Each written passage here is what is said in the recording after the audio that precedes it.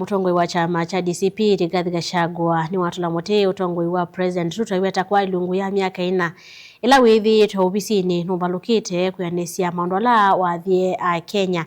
Gachagua yasakana no utongoi ni wa Ruto mbulili ikwatite kiwanza cha kunyamasya NNV kisomo kikavalana na ulusani ukeyambia hundu mwana NNV ala meovinga serikali Withiitwe mayiki wa mbini cha vinya.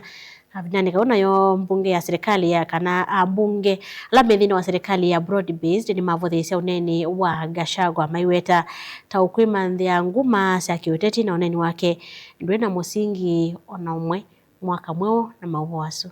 Gwa ainengane livoti yake yulo Uthukumi wa President William Ruto wa Ilungu ya Myaka ina Niwaedeea kana nonthini wa serikali ino balamu ya Withiitwe utekwatiwa na mbulili sithitwe ina masya NNV.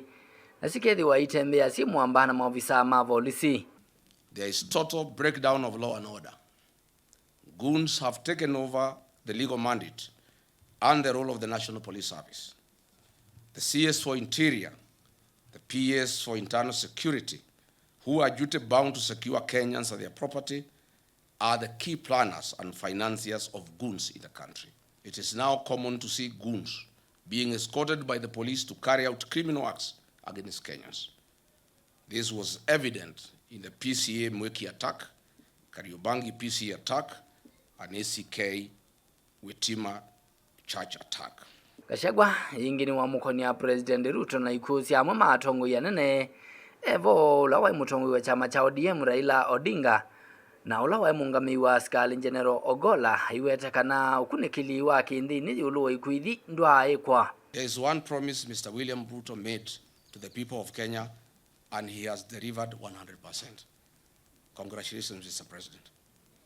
Mr. Ruto, you promised to permanently retire the late Prime Minister, Right Honorable Raila Odinga, in Bondo and finish ODM. You have succeeded in both. Odinga is permanently retired in Bondo and ODM is no more. There are many prominent deaths that have occurred in Kenya and they have not been resolved. Kenyans want to know what happened to Raila Odinga. Mr. William Ruto, what do you know about General Francis Ogola's death? Are you willing to tell the country why you allowed General Francis Ogola to fly in a Bell Hue helicopter with a questionable mechanical status? Kavindani kaumbe wa ambunge 500 na alame kwata mbo silikali Kuvuthiisya uneni wa Gachagua Aiweta kanaenda kuimanthia nguma na ngewasyanzeke. He has run out of tricks and has resorted to unimaginable innuendos, malicious rumors, and reckless disparagement of institutions. Psychotic. Kenyans cannot be persuaded by the empty-headedness, divisive and polarizing rhetoric of this tribal bigot. Aji ingini matula Muti uneni wa Gachagua kuelekela kikuu cha Raila Aiweta tawe wavanga kuno Raila Odinga kuvithukiwa thila watwaesya maandamano mwakani wa 2023. The dishonored Rigathi is playing very petty politics with the country's security and its agencies. When ODM was in the streets fighting for the rights of Kenyans in 2023, Rigathi Gachagua is the man who summoned security officers in his office at 5 a.m. in the morning and told them to go and assassinate Baba. And Baba survived by the grace of God somewhere in Islam. The same guy is today telling us that he wants to talk to us about Baba. Is the man today telling us about General Ogola.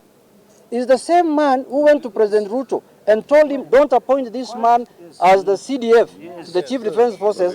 He is a Luo, he is a Mutinia, he can do a coup, he can remove this guy. The same guy today has the audacity to come and tell Kenyans about General Ogola. Tilivoti ya vilingi wa Movo nitoa mwaka mweu.